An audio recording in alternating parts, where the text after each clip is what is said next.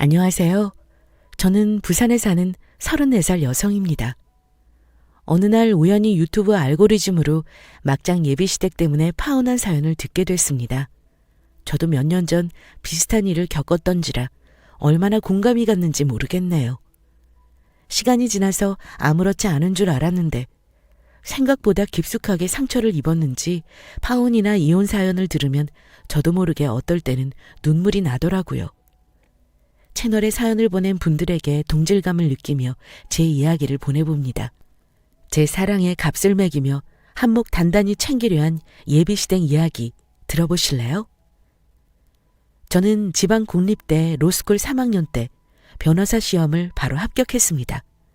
당시 변호사 시험 합격률이 50% 정도였으니 저는 실력도 운도 좋은 편에 속했어요. 열정페이에 가까운 낮은 급여를 받으며 6개월 동안의 실무 연수를 끝내고 28살의 나이에 부산에서 꽤 규모 있는 민사 전문 로펌에 들어가게 되었죠. 파트너 변호사님이 제가 다닌 대학의 선배님이기도 했고 아는 분이라서 그 밑에서 꽤 좋은 근무 조건으로 일하고 있었습니다. 하지만 로스쿨 출신 막내 변호사의 삶이란 녹록하지가 않죠. 어떨 때는 연수원 변호사와 로스쿨 변호사의 대립을 견뎌야 하고 직장 내 파벌과 싸우고 여성과 남성 변호사들 간의 차별 등 많은 사항들에서 밀려나지 않기 위해 싸워야 하는 세계였습니다. 그런 변호사 생활 4년 차를 앞두고 있던 어느 날 전담한 민사소송 때문에 법원을 가게 되었어요. 그날도 여느 날과 다름없이 일을 하고 가려는데 낯익은 얼굴이 있었습니다. 혹시 배민정 아니신가요? 네, 맞아요. 최욱진? 너무 오랜만이다. 민정이 너 소식 들은 지 너무 오래돼서 궁금했었는데. 거의 10년 만이지? 고등학교 때 이후 본 적 없어서. 진짜 반갑다. 13년 만에 고등학교 동창 욱진이를 만났습니다. 고등학교 1학년 때 반장을 하던 그 모습 그대로 여전히 쾌활하고 멋진 미소를 가지고 있더군요. 오랜만에 너무 유쾌한 만남이라 업무로 인한 피로가 싹 가시는 느낌이었죠. 그렇게 여러 번 밥도 먹고 술도 한잔하고 자주 연락을 하고 지냈습니다. 10여 년의 공백이 느껴지지 않을 정도였어요. 욱진이 넌 모르지. 네가 내 첫사랑인 거. 너가 내 친구 다혜랑 사귀지만 않았어도 내가 고백하는 건데. 뭐? 날 좋아했다고? 난 몰랐어. 그랬구나. 어느 날 술김에 취중진담을 해버렸습니다. 다음날 집에서 기억을 떠올리고 이불킥을 계속했지만요. 13년 전에도 안 한 고백을 30이 넘은 이제야 할 건 뭔지.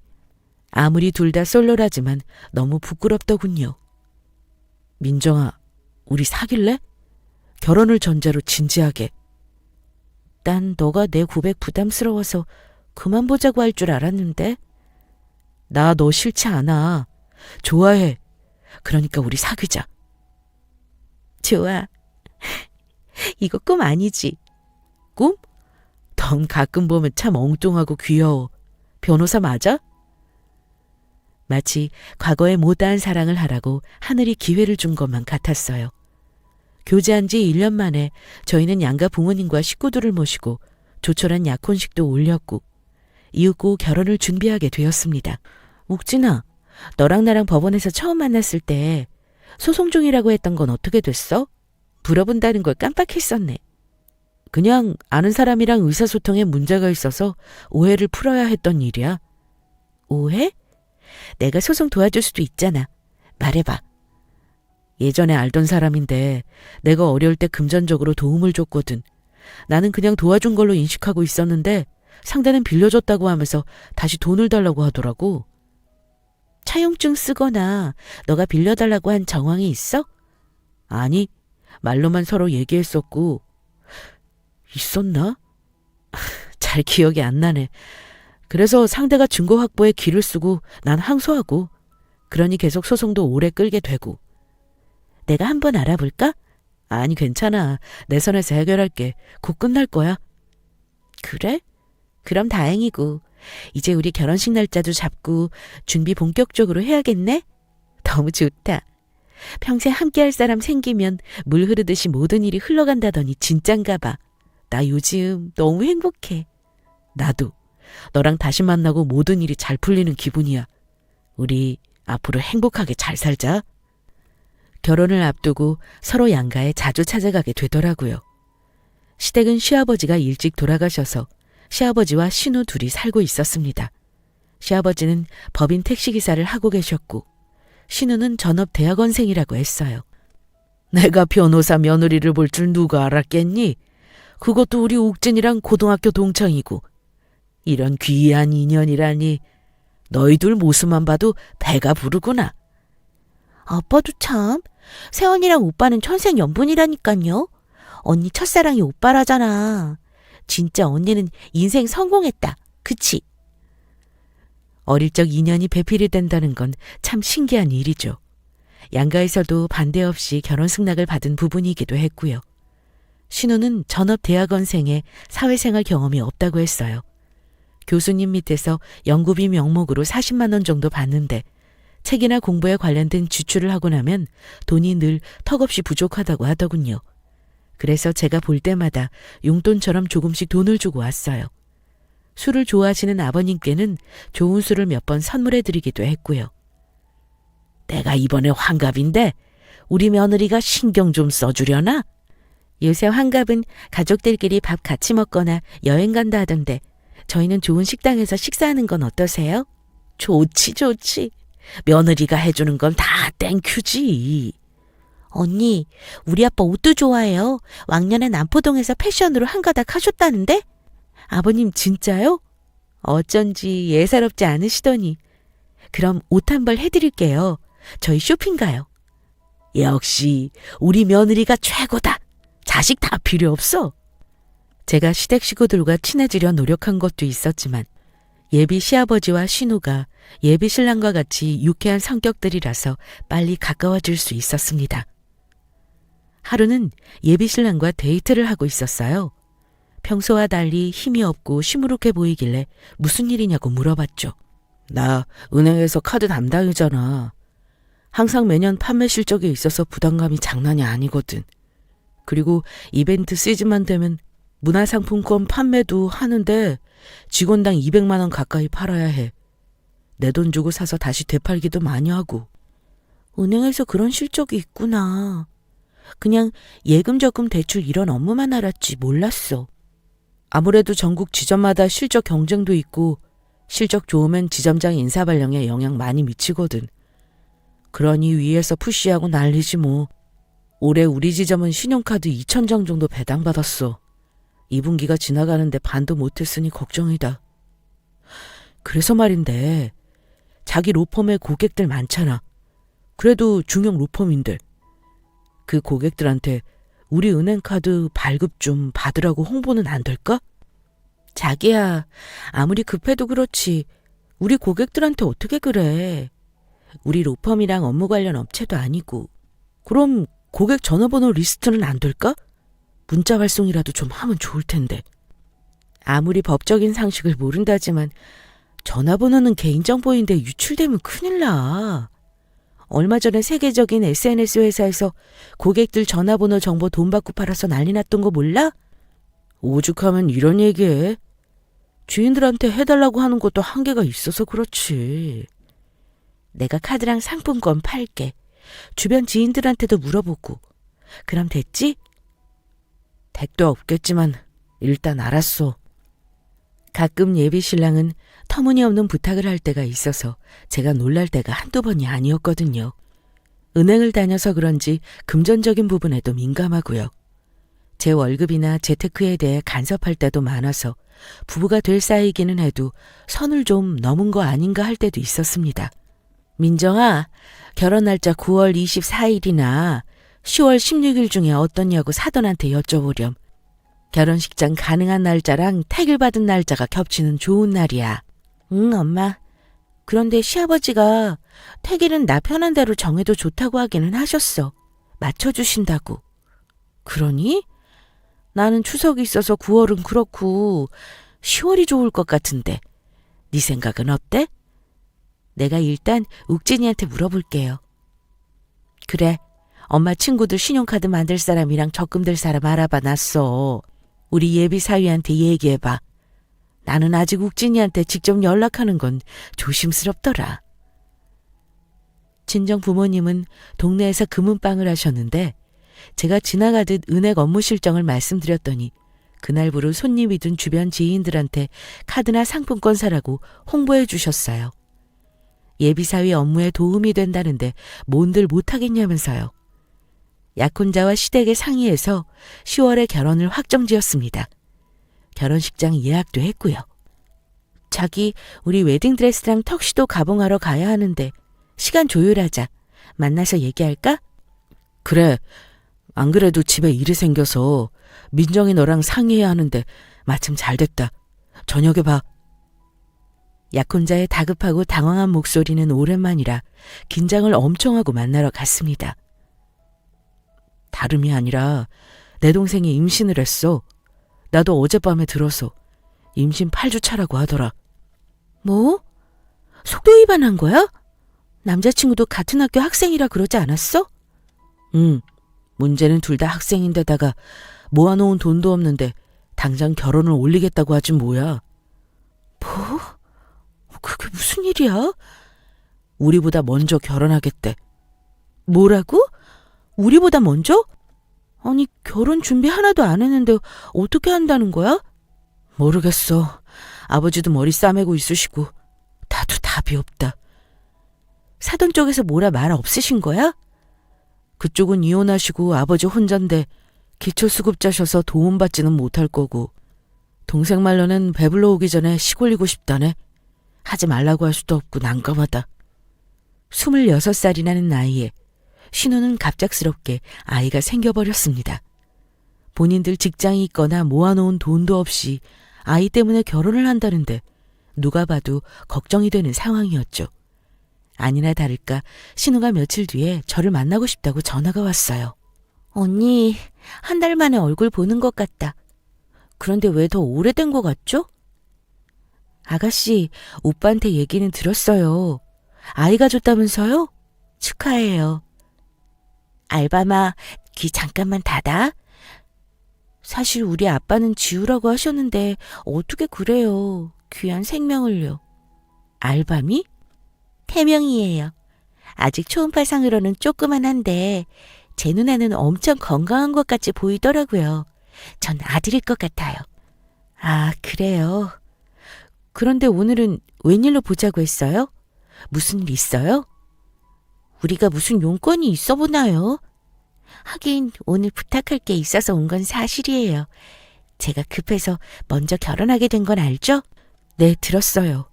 준비 하나도 안 되는데 괜찮겠어요? 아빠랑 오빠가 각각 1,000,000원씩 해주기로 말은 했는데 힘들죠. 예비 시댁도 형편이 안 좋고요. 어떻게든 되지 않겠어요? 그래서 말인데 언니 신혼집 해온다고 들었는데 제 신혼집도 좀 해주시면 안 돼요? 네? 신혼집요?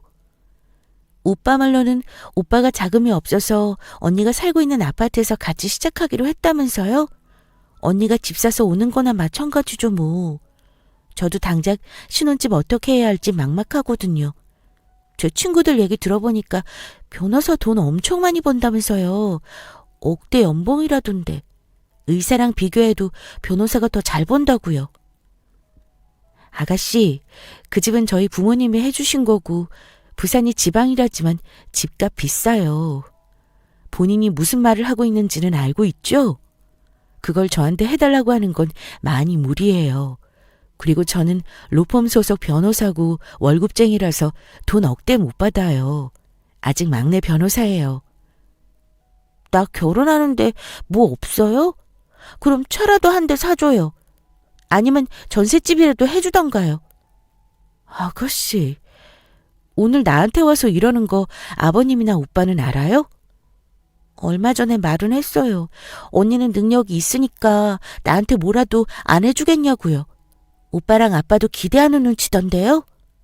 네? 아니, 그게 무슨... 우리 집에서 언니는 그런 존재라고요. 똑똑하고 돈 많고 뭐라도 해줄 것 같은. 그런데 이게 뭐야... 진짜 실망이네요. 기대 잔뜩 하고 왔는데. 오빠랑 전에 사귀던 언니는 돈도 많고 뭐든 해줬는데 민정 언니는 좀 그에 못 미치네요. 전에 아빠 환갑 때 10만 원짜리 옷 사줄 때 스케일 알아보기는 했어요. 이 정도일 줄은 몰랐지만요. 아가씨, 저도 결혼한다는데 아무것도 안 할 생각은 아니었어요. 하지만 그렇다고 전셋집이나 차를 요구하는데 해줄 만큼 부자가 아니라서요. 그런데 약혼자 전 여자친구와 비교당하는 건 엄청 기분 나쁘네요. 제가 더 해줄 말이 없어서 먼저 일어날게요. 신우는 저의 단호한 말과 행동에 당황해 보였지만 기분이 상한 저는 그 자리에 더는 못 있겠더라고요. 아무리 자기 요구를 안 들어줬다지만 약혼자 전 여친과 비교를 하다니 자존심이 너무 상했습니다. 나 어제 아가씨 만났어. 그래? 자기 만난다고 얘기는 했는데 어제인지 몰랐네. 굳이 우리 로펌이 있는 데까지 찾아왔더라. 나보고 전셋집이나 차 사달래. 오, 세게 나갔는데. 내 동생이 배포가 커. 여자애지만. 내 말 듣고도 할 말이 그것밖에 없어? 응? 뭐라고 했는데? 사준다고 했어?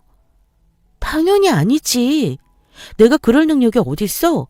나 자기랑 비슷하게 버는 거 뻔히 알면서 그런 말을 해? 나랑 비슷하게 번다니 무슨 말이야? 자기 수입료 생각하면 내 월급이 기본료지. 약한 소리 하지 말고 너가 잘 버니까 이번에 점수 좀 따. 해달라는 거 해주라. 기가 막혀서. 착각하지 마. 내가 말하면 뭐든 나오는 도깨비 방망이니? 남매가 둘 다 아주 똑같이 난리네. 뭘 그리 예민하게 굴어. 이제 가족들 사이인데 그 정도는 해줄 수 있지. 능력이 안 되는 것도 아닌데. 아니? 못해. 안 해. 내 동생 결혼해서도 그렇게 해주려 해도 안 할 거야. 에이, 자기는 장인어른이랑 장모님이 잘 사시는데 무슨 걱정이야. 처남한테 알아서 잘해주시겠지. 이번에 내 동생 결혼 반지도 그냥 해주셨다는데. 뭐? 결혼 반지? 저번 주에 아마 결혼 예물 준비하러 금은방 간다고 하더니 처가댁에서 그냥 해주신 모양이야. 작은 다이아도 박혀있고 각각 150만 원 정도 한다더라. 역시 부잣집은 클래스가 달라. 내가 고맙다고 장모님한테 전화드렸어. 아주 나만 빼고 다 난리네. 난 아가씨 결혼에 대한 내 입장 말했다. 더 이상 나한테 뭐 해달라고 하지 마. 나 능력 없어. 제가 변호사라고 하면 사람들은 을의 첫마디가 돈을 많이 벌겠다는 말이 인사였습니다. 이 세계를 모르면 할 수 있는 말이었죠. 월급 100만 원에서 200만 원도 못 버는 변호사가 있는가 하면 억대를 넘게 버는 변호사가 있어서 편차가 심하다는 걸 몰라서 하는 소리예요. 엄마, 우리 신우 금은방 왔다 갔었어? 너한테 말하든 왔다 갔다고? 그래. 도대체 그 비싼 반지는 왜 그냥 준 거야? 그런 걸 해주니까 아주 호구인 줄 알지. 그럼 어떡하냐. 학생들이 애 가져가지고 반지 하나 없이 시작한다며 앞에서 눈물 훌쩍이는데 남도 아니고 예비시댁에 너한테는 신우자리인데. 아주 영악한 게 돈도 안 벌어봐서 더해? 못된 것만 배워가지고 눈웃음 살살 치고 해달라고 하면 주위에서 해주니까 돈을 알기를 우습게 하네? 앞으로 절대 뭐 해주지 마. 찾아올 일 만들지도 않겠지만. 신우자리가 유세야? 아이고 배민정, 저 정의로운 성격 또 나온다. 신우한테 밉보이지 마. 그래도 시자부터 먹은 것들한테는 성질 부리는 거 아니여. 참아, 그냥 놔둬. 나한테도 얼마나 이것저것 해달라는 게 많은지. 결혼했는데 이 정도면 결혼하면 아주 나를 돈줄로 볼 인간이야. 제 결혼 준비에도 이런 분란이 없었는데 신우 결혼에는 왜 이렇게 시끄러운 잡음이 많이 생기는지 한동안 머리가 지끈거릴 정도였습니다. 예비신랑도 이번 신우 결혼으로 다시 보게 된 게 자기 여동생 결혼에 예비신부인 제가 뭘 어떻게 해주라는 건지 그 뻔뻔함이 말도 못하겠더라고요. 자기 은행 실적 때문에 고객 홍보 요구하는 모습에서 얼굴이 두껍네 싶었지만 신우한테 전셋집이나 차를 사주라는 요구에 정이 떨어지는 느낌이었습니다. 한동안 예비신랑이고 시댁이고 꼴보기가 싫어져서 연락을 잘 안 받아버렸어요. 마음 같아서는 제 결혼도 다시 생각해봐야 하나 마음도 들었고요. 배민정 변호사님? 네, 누구신지 혹시 저희 로펌 고객이세요? 소송 때문에 찾아오셨나요? 민사 전문 로펌 중에 꽤 유명하더군요. 배민정 변호사님한테 소송 맡기려고 왔어요, 일부러. 소개받고 오셨어요? 이걸 소개라고 해야 하나. 반반이네요. 최욱진 아시죠? 네? 네, 제 약혼자인데 어떻게... 최욱진 전 애인이에요. 방은진이라고 해요. 소송 의뢰하러 왔어요. 최욱진이랑 제 소송요. 로펌으로 손님이 찾아왔는데 하필 약혼자의 전 애인이었습니다. 신우가 전 애인은 돈이 많았다는 말처럼 개인 사업을 운영하는 자산가더라고요. 제 약혼자가 사귀는 도중 빌려간 돈 5천만 원을 갚지 않아서 법적 분쟁 중이라고 했습니다. 제가 다니는 로펌보다 더 유명한 대형 로펌에 의뢰해서 민사소송을 걸기는 했는데 장기전으로 가고 있다고요. 처음부터 소송을 한 건 아니고 내용 증명을 발송하고 법적 조치를 예고하는 정도만 하려고 했다는데 약혼자가 빌린 적이 없다고 하면서 자신을 이상한 여자로 몰고 가 결국 소송까지 진행하게 되었다고 하더군요. 좀 더 밀어붙이면 빨리 해결될 것 같지만 배민정 변호사님이 이 소송 맡아서 마무리해 주세요. 왜 하필 저한테 의뢰하려고 하시는지. 저 그 사람 진짜 사랑했어요. 하지만 사랑은 영원하지 않잖아요? 결혼까지 하려 했는데 제 돈이 목적이었다는 걸 알게 됐죠.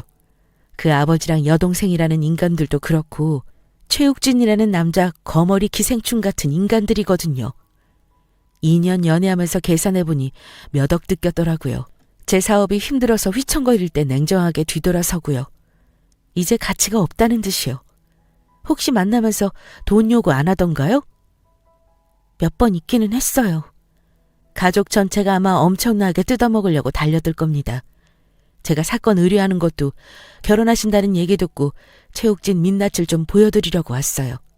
저는 그 인간이 행복하길 원치 않거든요. 여자가 한이 맺히면 어떤 눈빛을 가지는지 전 애인이라는 여자를 보고 알게 되었습니다. 약혼자 가족에게 원한이 서린 눈빛이더군요. 큰 수임료가 걸리기는 했지만 결혼할 사람의 반대편에 선다는 게 꺼림칙해서 일단 생각해보고 연락하겠다 했습니다. 그로부터 며칠 후 약혼자는 신우 상견례가 있다고 제게 같이 가자고 하더군요. 마음 같아서는 참석하는 게 편하지 않았지만 예비 가족들끼리 가볍게 식사하는 자리라고 해서 갔습니다. 식당에는 사돈 어르신과 시아버지, 신우 신랑이 이미 와 있었습니다. 신우는 저를 보더니 뾰루퉁해서 고개를 획 돌리더군요.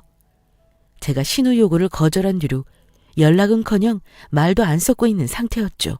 우리 아가 왔니? 요새 로펌 일이 그렇게 바쁘다면서. 그래도 우리 연락도 하고 얼굴도 자주 보자. 가족인데. 네, 아버님. 안녕하세요, 사돈 어르신. 예주 오빠 최욱진입니다. 여기는 제 약혼녀 배민정 변호사고요. 아이고, 말로만 듣다가 이제야 뵙네요. 반갑습니다. 사돈 될 분은 인상도 좋으시고 겸손하신 분이었어요. 결혼 준비에 대해서도 걱정이 많으신지 계속 한숨을 쉬시더라고요. 제가 사는 아파트는 방도 한 개고 2명 사는 것도 버거워서 며느리랑 손주까지 4명이 같이 사는 건 도저히 안 되겠더라고요. 그렇다고 사돈집에서 같이 사는 게 맞을지 걱정입니다. 버리도 없는 두 녀석을 집을 얻어줄 형편도 아닌지라. 그 부분은 걱정하지 마세요. 저희 며느라기가 명색이 변호사 아닙니까? 로펌 변호사요. 며느리가 전셋집 하나 해줄 겁니다. 며느님이요? 어이구, 이런 신세를 줘서 어떡하나. 밥을 먹다가 제 얘기가 나와서 무슨 얘기를 하시나 했더니 시아버지가 대뜸 신혼집을 제가 해준다고 하시는 게 아니겠어요? 아버님, 그게 무슨 말씀이세요? 제가 전셋집을 해주다니요? 우리 며느리가 이렇게 겸손해요. 제가 말년에 무슨 복이 있는지 이런 능력 있는 며느리를 얻었답니다. 친정도 잘 살고요. 저랑 얘기도 없이 그런 말씀 하지 마시라고요. 제가 왜 집을 해줘요? 자기야, 어른들 얘기하시는데 그렇게 끼어들지 마.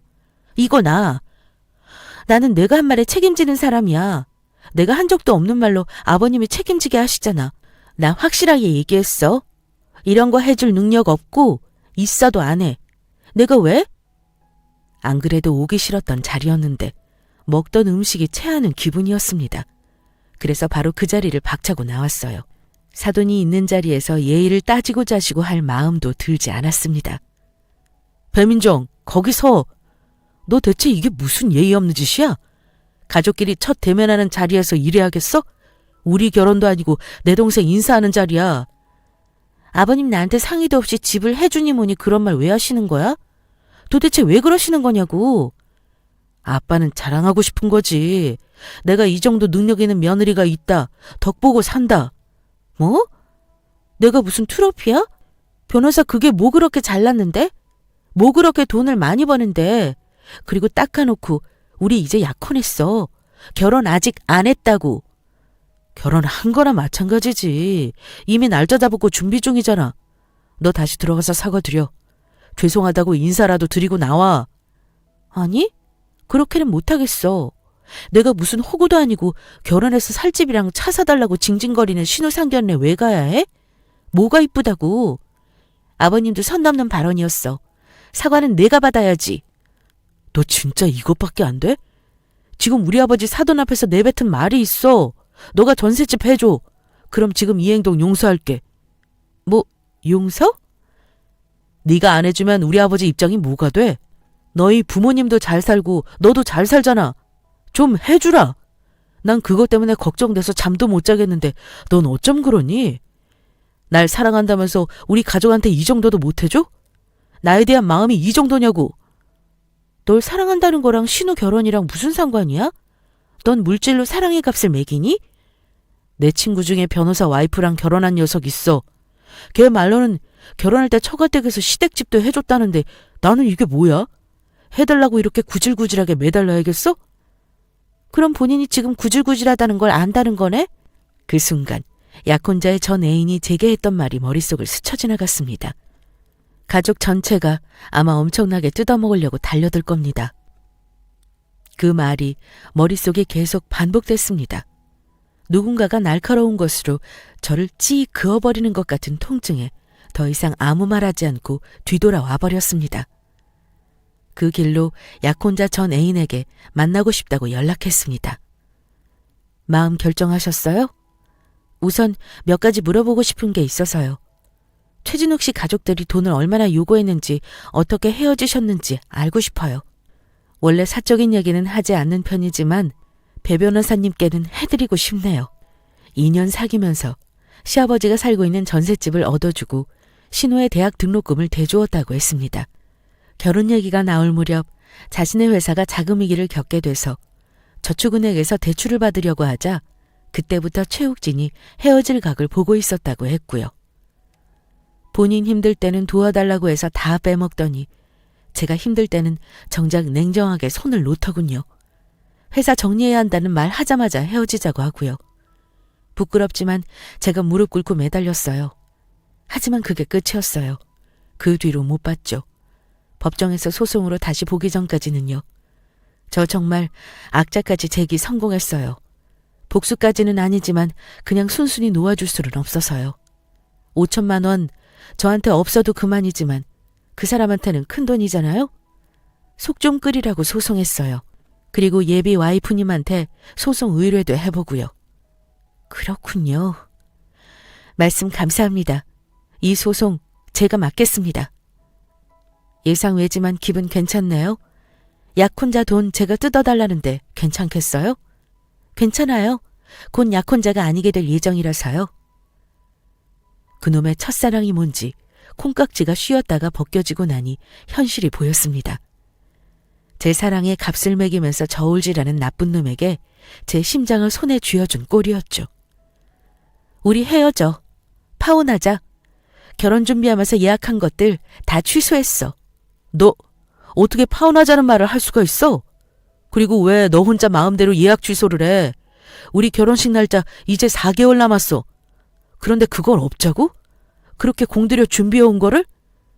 그 준비가 뭐가 중요해? 우리 마음이 결혼하고 싶은가 아닌가가 중요하지? 안 아까워? 들어간 시간과 에너지, 예약금 전부 돈이잖아. 그래, 네 눈에는 다 돈이고 물질밖에 안 보이지? 그래서 결혼 안 하려고. 넌 왜 그렇게 돈에 집착해라고 물어보지 않을 생각이야. 넌 그런 가족들과 그렇게 살아온 사람이니까. 기생충같이 남의 돈 등쳐먹고 사는 인간에게 뭘 기대하겠어? 민정아, 너 무슨 말을 그렇게 해? 등쳐먹고 살다니. 너 날 사랑한다고 한 배민정 맞아? 어떻게 사랑이 변하니? 너도 변하는데 나는 왜 안 돼? 이제 앞으로 보지 말자. 2번 다시 보지 말자. 민정아, 제발.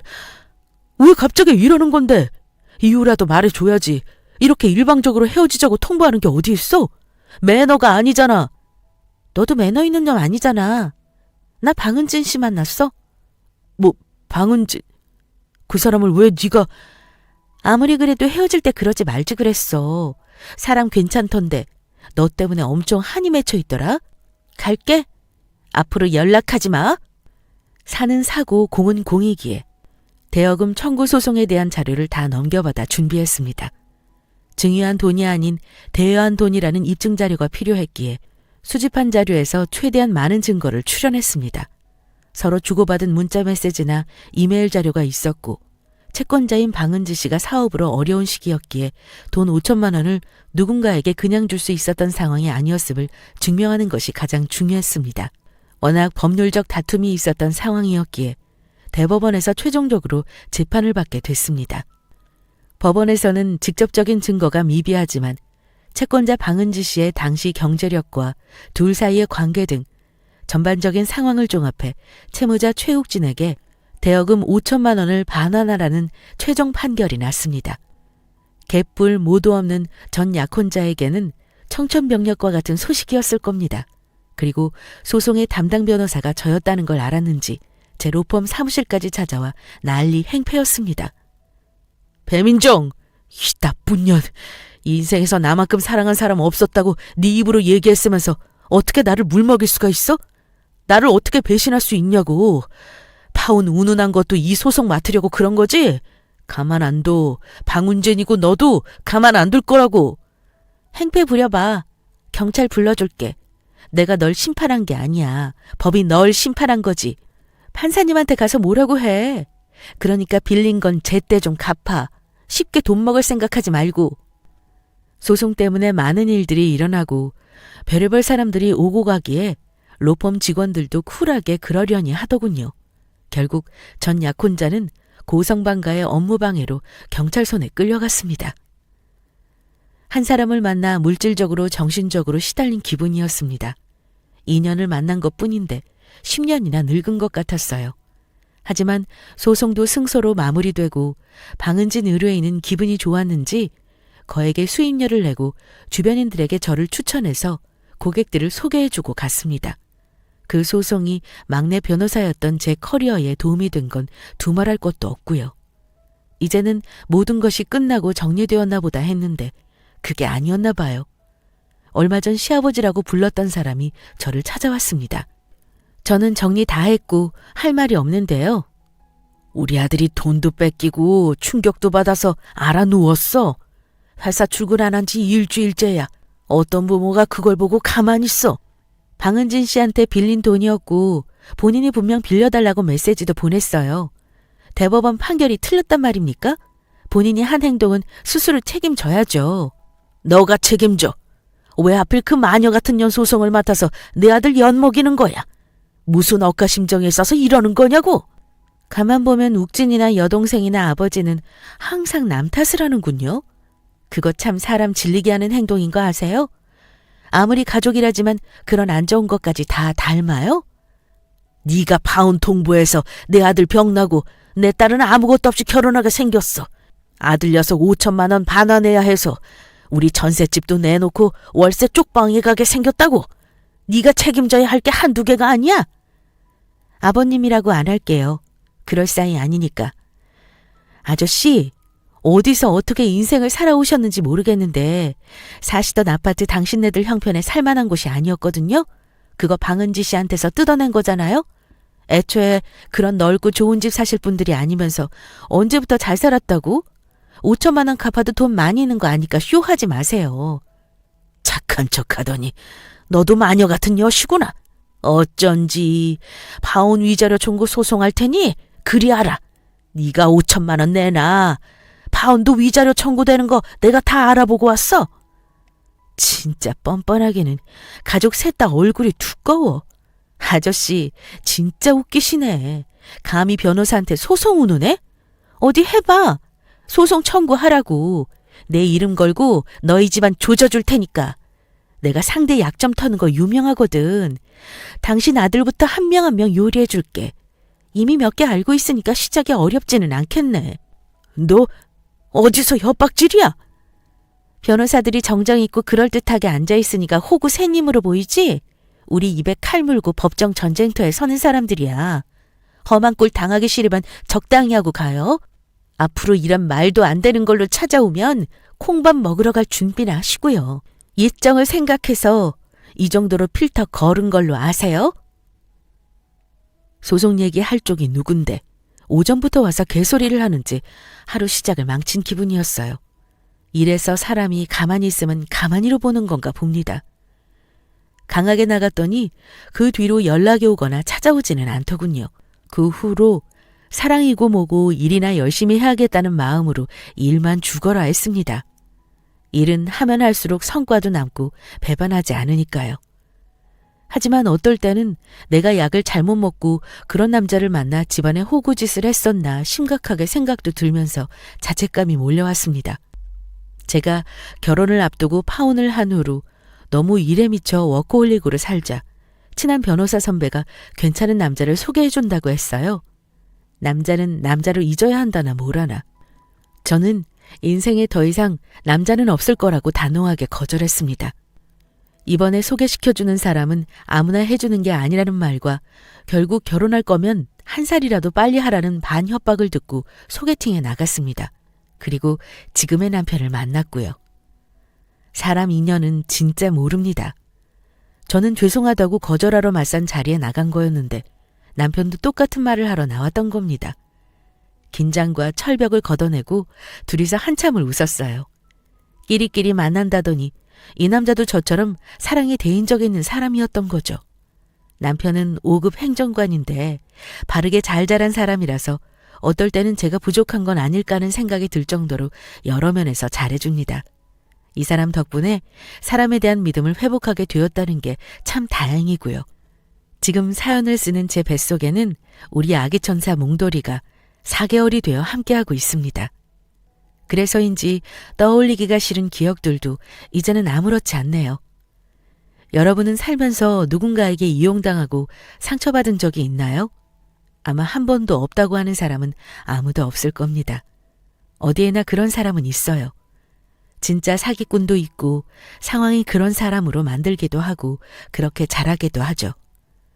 저도 겪어보니 그런 기생충 같은 부류를 이해해주고 싶지는 않습니다. 하지만 모든 인간이 그렇다고 생각하고 마음의 문을 닫거나 절망하지 마세요. 진실한 당신의 사람은 곁에 남는 법이니까요. 그 사람들과 당신의 인생을 정답게 나누면 어느 순간 그 아픔은 사라지고 회복이 될 겁니다. 제가 산 증인이잖아요. 제 얘기 들어주신 분들 곁에는 좋은 사람들이 많이 남기를 바랍니다. 감사하고 평안하세요.